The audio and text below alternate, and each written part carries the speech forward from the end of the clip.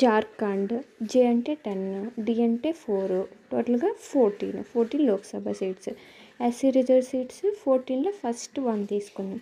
ST reserve seats 1 + 4 5. Rajya Sabha seats SC + ST 1 + 5 6. Karnataka Telugu 4 letter word 4 × 7 28 Lok Sabha seats. SC reserve seats వచ్చి ఆ 8/2 చేస్తే 4 వస్తుంది. 4 SC reserved seats. Rajya Sabha seats వచ్చి ఆ 8కి +4 చేసామనుకో 12 వస్తుంది. అది 12 రాజ్యసభ. కేరళ అనగానే మనం కేరింత మూవీ గుర్తుపెట్టుకున్నాం. కేరింత మూవీ 2015లో రిలీజ్ అయింది. 2015లో 20 తీసుకొని Lok Sabha seats 2 SC reserved seats. Rajya Sabha seats వచ్చేసి అందులో నోకరాజ్ ఉంటాడు కదా, తన డైలాగ్స్ మనకు బాగా గుర్తుంటాయి. నోకరాజ్ 9 రాజ్యసభ సీట్స్.